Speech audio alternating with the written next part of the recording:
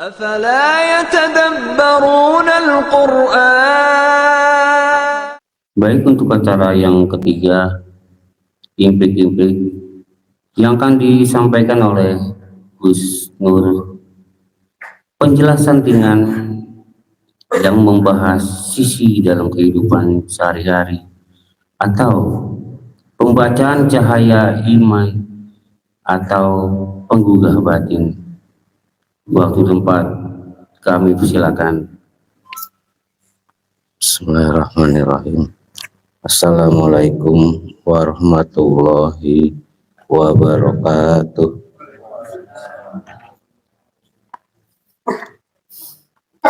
A'udzu billahi minasyaitonir rajim.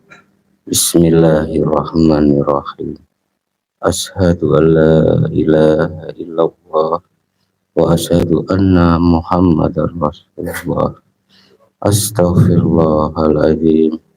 Astaghfirullahaladzim. Astaghfirullahaladzim. La haula wa la quwata illa billahil aliyyil azim. Alhamdulillah.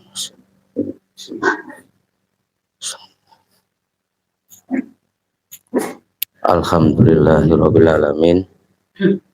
Allahumma sholli ala sayyidina Muhammad wa ala alihi washabihi wasallim ajmain. Amma ba'du.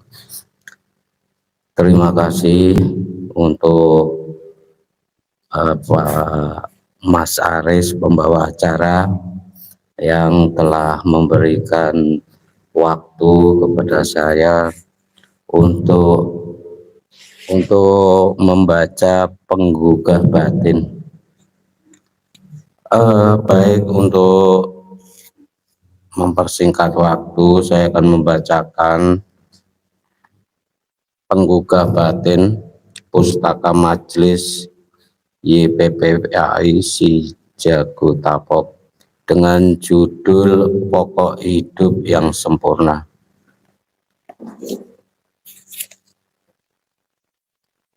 Pokok hidup yang sempurna. 1. Ibu bapak harus sungguh-sungguh dihormati dan ditaati, jangan diabaikan. Harus rajin meniteninya dengan baik-baik. Hal ini bukan lagi sunat tetapi wajib hukumnya. Hormat kepada ibu bapak termasuk kewajiban yang mutlak selama mereka masih hidup. Janganlah sekali-kali diabaikan, malah harus dihormati dan dihargai sungguh-sungguh. Dikasihi, disayangi benar-benar. Jika kita betul sayang kepada ibu dan bapak, segala apa yang dimaksud pasti akan terkabul. Hidup kita tidak akan susah atau menderita, sebab tidak hentinya diberkahi oleh doa restu orang tua. Doa ibu bapak hancurnya bukan main.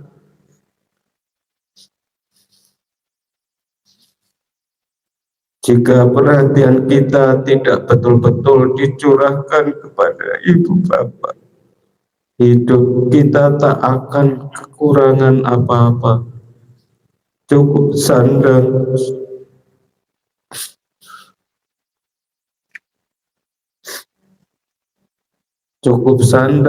pangan, papan akan unggul dan luhur. Walaupun menjadi buruh kecil, tidak akan terkalahkan oleh orang lain, diberkahi selamanya. Sebaliknya, jika kita lalai kepada ibu dan bapak, hidup kita tidak akan diberkahi, walaupun pergi kemana juga dengan sendirinya, sebab tidak ingat akan pokok permulaan. Akibatnya akan susah mencari nafkah dan hidupnya atau beda dari orang lain. Meskipun bekerja sekuat tenaga, tidak mengindahkan siang dan malam, tetap sukar saja, selamanya tidak diberkahi.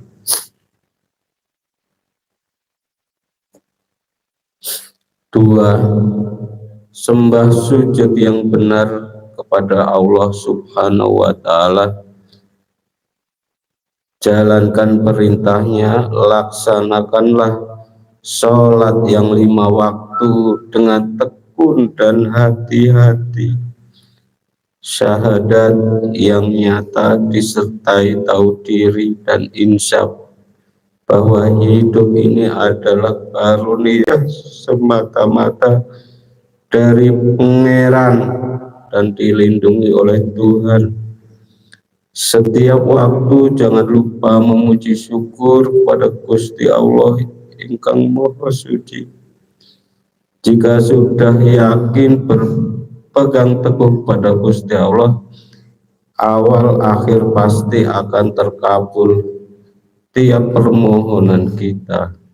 Sebaliknya, bila orang-orang lupa akan Gusti Allah, tidak percaya, malah iman kepada yang bukan-bukan, dalam arti musyrik, membelakangi Pangeran, tidak mempunyai rasa tahu diri, yang demikian itu akan dimurkai Gusti Allah, dijauhkan dari teman hidupnya, dan tidak akan mendapat berkah.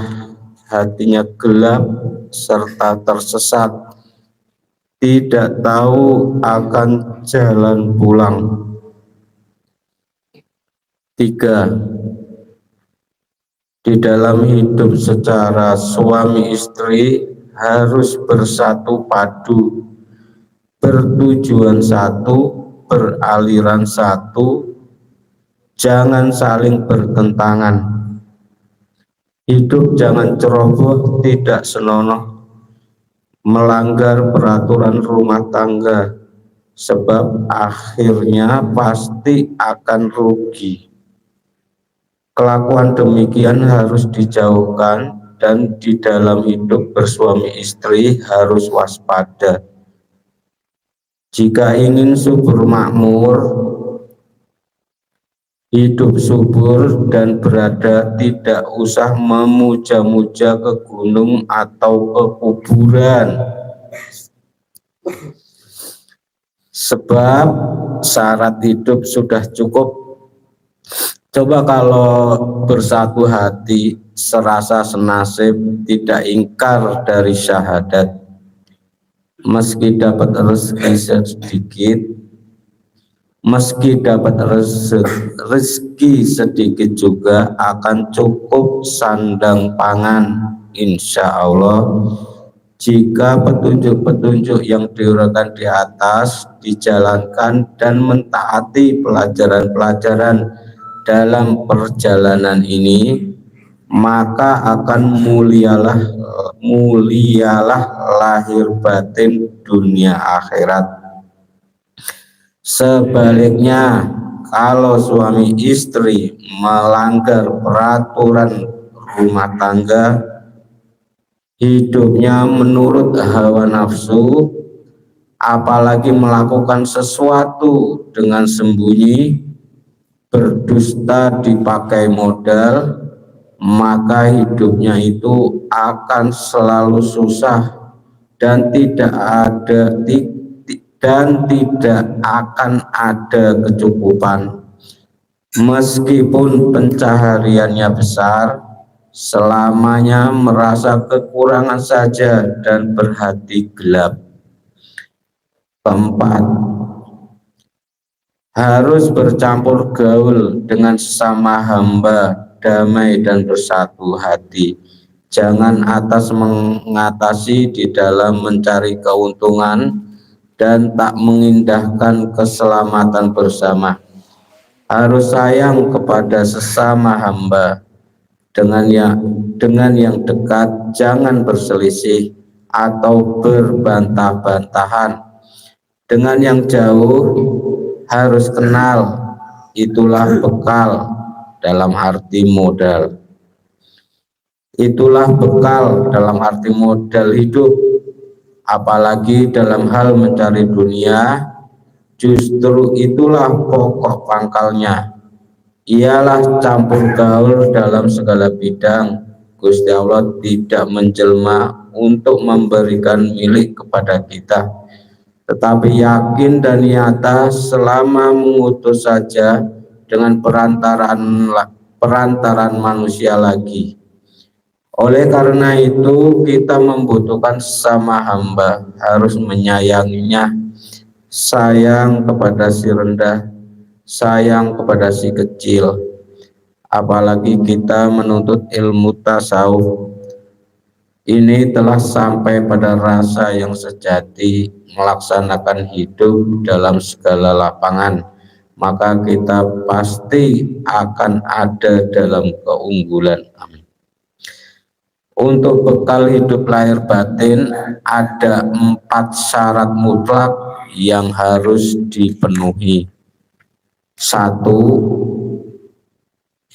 saya ulang, untuk bekal hidup lahir batin ada 4 syarat mutlak yang harus dipenuhi.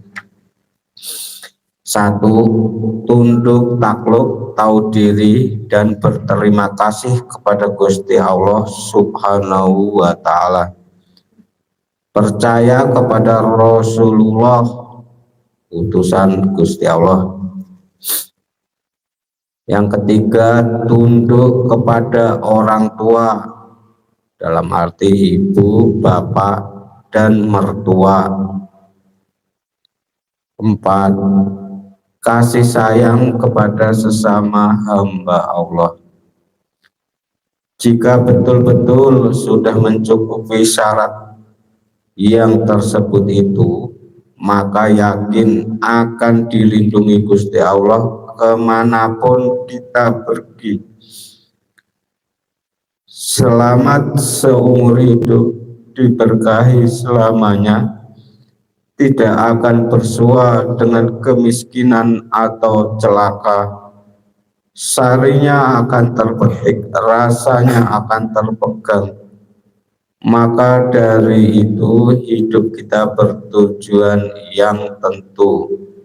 Jangan suka menuruti hawa nafsu, jangan tamak dan terlalu lalai. Akhirnya mendatangkan celaka. Selamanya harus sederhana, gunakan barang yang ada.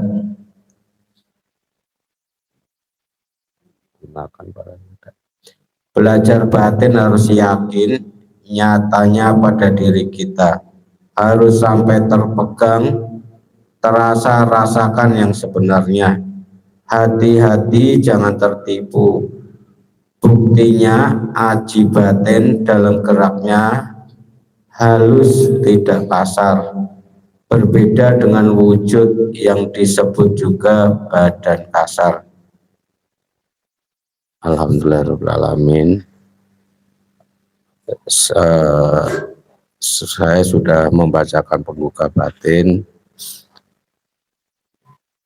Semoga apa-apa yang kita baca bersama-sama bisa memotivasi diri kita untuk selalu bisa memperbaiki diri kita masing-masing untuk meniti jalan mencari ridhonipun Gusti Allah.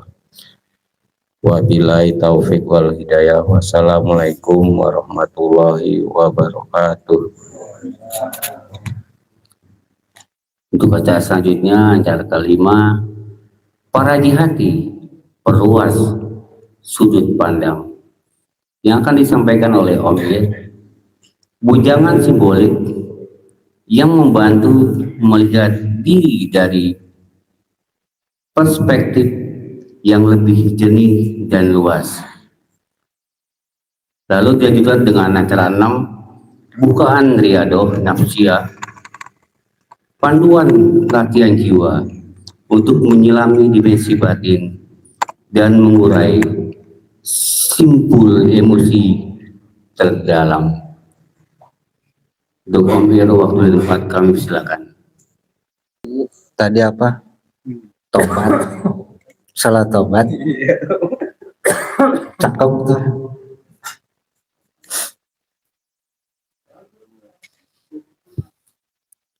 Bismillahirrahmanirrahim. Assalamualaikum warahmatullahi wabarakatuh. A'udzubillahi minasyaitonirrajim. Bismillahirrahmanirrahim.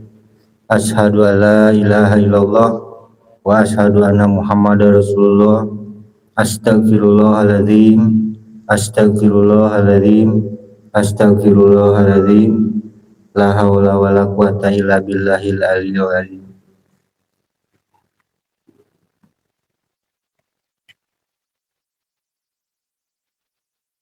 Alhamdulillahirrabbilalamin.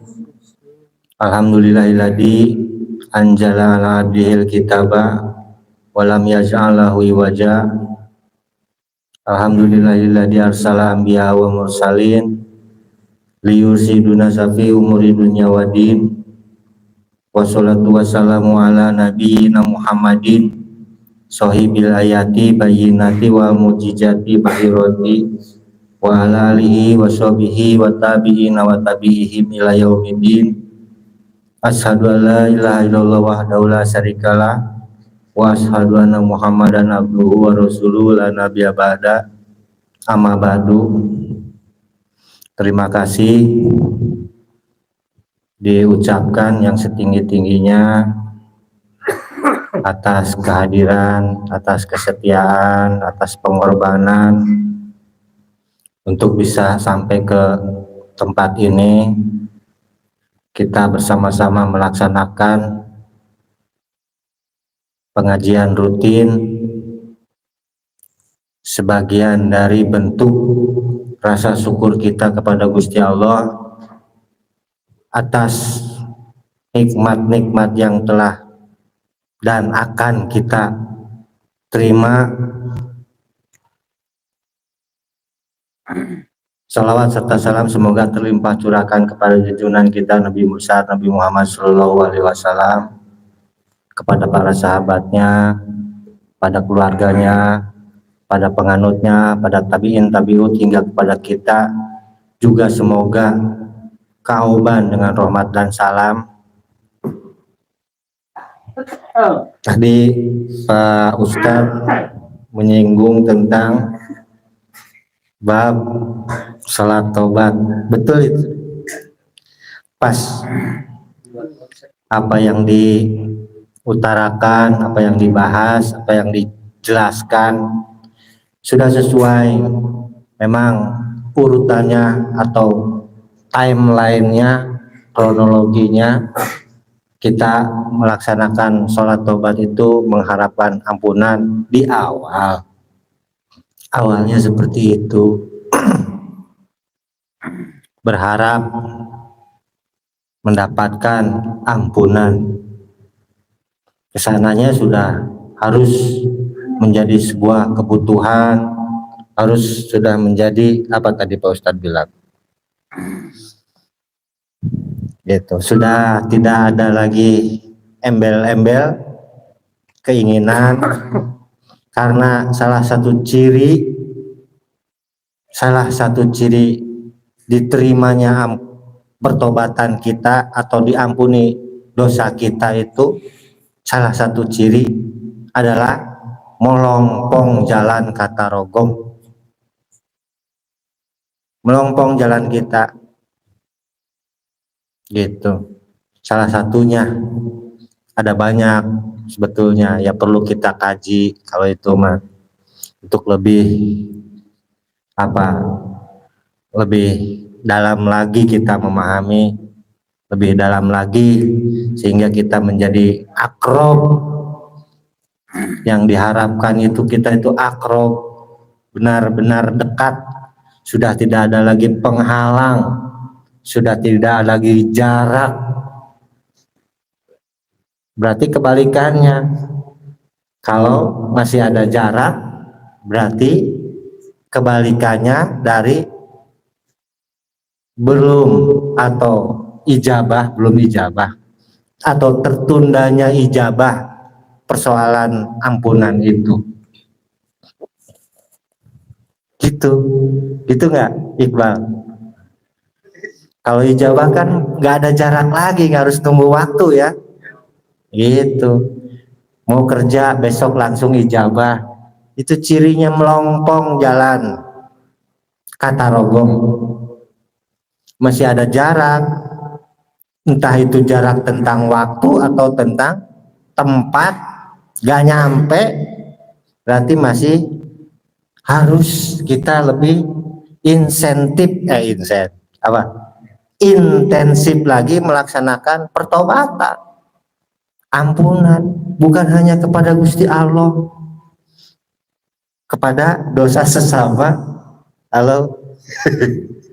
Sama-sama berdosa soalnya katanya, kata Mas Inok kemarin.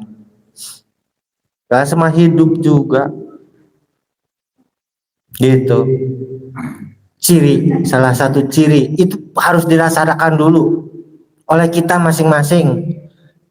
Ciri yang paling pertama yang diberikan oleh Bapak tentang ampunan itu yang diberikan atau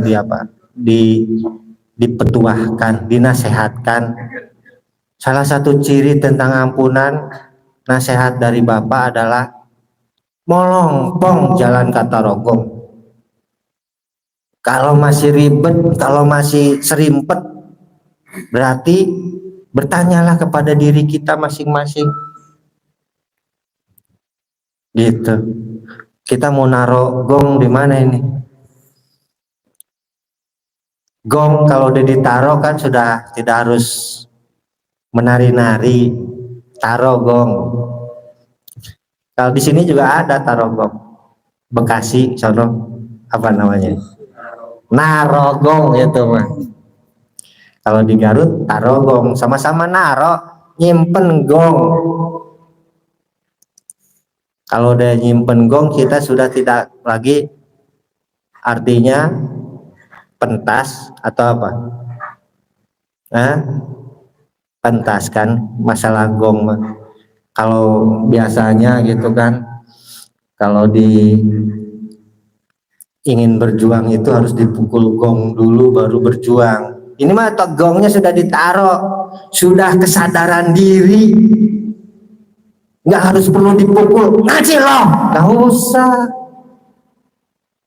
sudah ditaruh gongnya. Gitu. Kadang-kadang gitu, kan datang itu mah, sok datang wae Pak Ustadz. Ampura saudara-saudara. Di mana kita naruh gong? Di jalan yang melompong. Sudah ada jorojoy dalam dirinya, datang kekuatan dirinya, sadar malam ini Jumat, malam ini Sabtu, malam ini Minggu, ngaji, datang. Kalau sudah sepakat, gak usah lagi dipukul lagi gongnya, ngaji. Nanti yang ngajak malah disangkanya apa? Ustaz, lebak bulus, calo, berangkat kagak, ngaji kagak, lebak bulus, banyak bulusnya akhirnya, ngaji kagak, ditaruh gongnya, sudah harus tidak dipukul lagi, kesadaran diri, kesadaran masing-masing, itu ciri diampuni dosa. Ciri yang pertama dari Bapak, sing meresap, sing ketemu. Karena nanti hasil dari sholat obat itu, hasil yang kita petik, yang kita raih, yang disebutin Pak Ustadz, niat, semangat, amanat, manfaat itu semuanya melompong. Artinya nggak ada rintangan ketika kita berniat. Tidak ada lagi rintangan kita menyimpan semangat. Mau di mana aja semangatnya mah, semangat mencari nafkah gak ada lagi rintangan. Hasil dari sholat taubat, niat, semangat, amanat, manfaat. Manfaat itu akan daur ulang, dawaro akan berulang terus, berulang lagi. Ini udah tua terus jatuh ke tanah. Nanti apa namanya, bijinya akan tumbuh lagi terus bikin lagi manfaat, begitu terus yang namanya manfaat.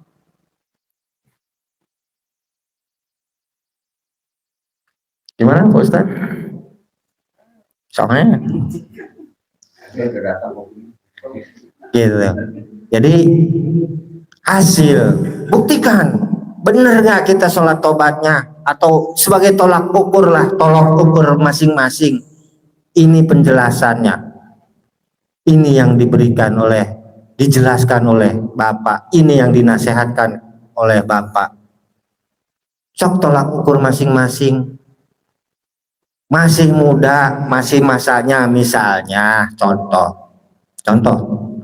misalnya masih muda, punya cita-cita, ketika tadi ciri yang di sholat tobat itu, ciri adalah niat, semangat, amanat, manfaat, itu semuanya gak ada rintangan, melongkong. Mencari kerja pun, mencari nafkah pun melongkong, banyak kemudahan. Gitu. Ini berat, akhirnya terpaku. Jangan sampai kita terpaku. Kalau terpaku itu berarti apa? Mandek. Mandek apa lancar? Mandek. Jangan terpaku sama yang sudah-sudahlah. Masa lalu, bebaskan diri, bebaskan pikiran. Yang udah sing yakin Gusti Allah Ghafurur Rahim, mengampuni. Cuman tinggal kitanya melihat tanda-tandanya, tanda-tanda diampuni Gusti Allah seperti apa, tanda-tanda dimaafkan oleh sesama hidup seperti apa. Tinggal itu. Jangan berkecil hati, jangan tadi disebutnya apa, putus asa, lawamah itu putus asa, menyalahkan diri, mencaci, memaki.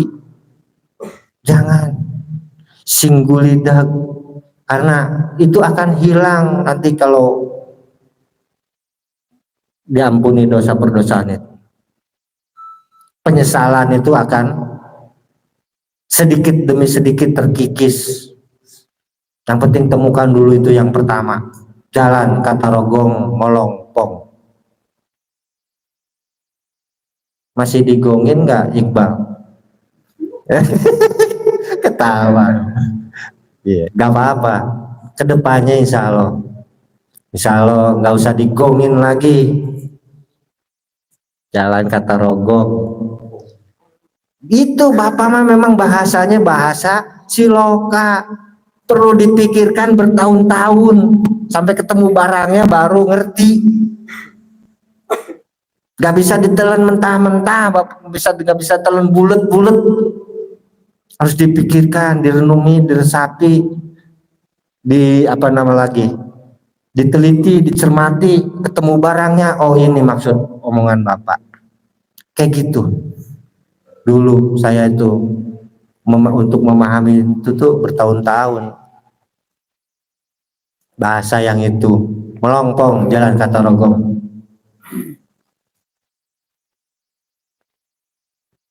Salawat serta salam semoga terlimpah curahkan kepada junjungan kita Nabi besar Nabi Muhammad Shallallahu Alaihi Wasallam. Bahasa lain tentang niat, semangat, amanat, manfaat, bahasa lain, bahasa filsafat Nusantara. Apa? Semar Badranaya. Udah kenal belum sama Semar Badranaya? Tokoh wayang. Kenalin dulu. Bahasa lainnya, istilah lainnya, atau sebutan lain dari niat, semangat, amanat, manfaat. Karena apa? Karena semar itu artinya adalah semara. Semara itu gairah, cinta, kasih sayang. Isinya ada kesetiaan dan pengorbanan. Sama dengan niat dan semangat. Semar itu sama dengan niat dan semangat. Badra. Badra itu keindahan, kemuliaan, keagungan, kecantikan. Lebih kemana? Tinggal apakah kemuliaan atau keagungan atau kecantikan atau kegantengan? Kegantengan lo om. Badra. Naya itu dari asal kata nayaka. Nayaka itu pemimpin, utusan. Tugasnya menjemput, menemani, mengantar sampai ke tempat tujuan. Nayaka. Sama itu artinya dengan apa? Niat, semangat, manfaat. Niat, semangat, amanat, manfaat. Istilah lain dari itu, tapi itu saya nggak gunakan. Istilah Semar Badranayanya nggak saya gunakan. Tapi untuk pengetahuan, untuk wawasan, supaya terbuka. Judulnya apa? Membuka wawasan. Sudut pandang dari sudut pandang lain. Sama. Semarakan alam semesta. Dengan apa? Niat dan semangat. Cinta, gairah cinta, kasih sayang yang disertai dengan kesetiaan dan pengorbanan. Semara namanya bahasa Sanskerta. Bisa jadi asmara, bisa jadi lagi kalau nasihat-nasihatnya dimasukin ke dalam puisi disebut asmarandana. Itu kene. Itu juga. Coba baca Pupuh Asmarandana, membakar gairah, membakar hasrat isinya. Isi Pupuh Asmarandana. Maka jangan jauh-jauh mencari filsafat, filsafat Nusantara banyak. Gak akan kegali seumur hidup. Karena nenek moyang kita, nenek moyang yang luar biasa, luhung, adiluhung disebutnya, meninggalkan jejaknya di segala macam. Tinggal kita mau menggalinya, dan itu akan sinkron nanti dengan perjalanan hidup kita yang diajarkan Rasulullah, akan sinkron. Atau disebut apa? Dinul Islam. Semar Badranayaka, pemimpin utusan yang mau menjemput, mengantarkan, menemani di perjalanan, membukakan pintu sampai ke hadapan Sang Pencipta. Itu Semar Badranaya. Punya dua karakter yang suci, ini karakter yang nampak. Semar Badranaya itu karakter sosok yang nampaknya, yang kelihatan. Ada yang sucinya, disebutnya Sang Hyang, ada yang Ismaya Jati. Jati lagi kan? Ismaya Jati. Ismu Maya, ismu itu nama-nama. Maya itu semu atau imajinatif apa semu? Semu. Sekarang sudah banyak nama-nama di dunia maya. Ya. Secara dunia modern, Sang Hyang Ismaya Jati sudah menjadi apa om? www. Apa tuh namanya? Dunia maya. Sudah direalisasikan orang mah, kita ketinggalan, terus aja memperebutkan konsep. Ada orang merealisasikan. Siapa yang merealisasikan Sang Hyang Ismaya Jati? Yahudi ya? Yahudi bukan om? Ya, internet itu, dunia maya itu, Facebook, terus apa lagi? Boleh disebutin satu persatu mereknya? YouTube. Semuanya disebutkan nama-nama, ya kan? Memperkenalkan nama-nama. tapi bentuknya semu, nggak real. Kalau ini pisang, nggak ada pisangnya. Tapi kalau di dunia maya nyebutin pisang, nggak ada pisangnya.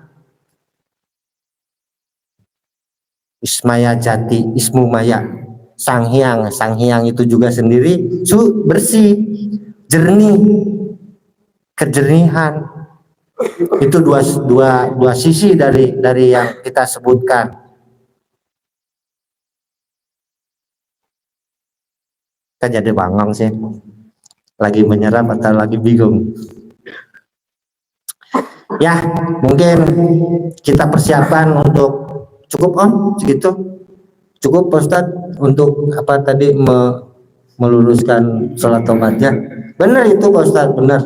Saya setuju dengan apa komitmen Pak Ustadz tadi yang dijelaskan bahwa ketika sudah kafah melaksanakan sholat tobat itu sudah tidak ada lagi keinginan untuk diampuni dosa atau apa. Begitu kan Pak Ustadz? Poinnya tentang keridoan Gusti Allah, nyampe nggak kita? Maka kita siap-siap untuk riadoh malam ini. Mungkin untuk penjelasan cukup.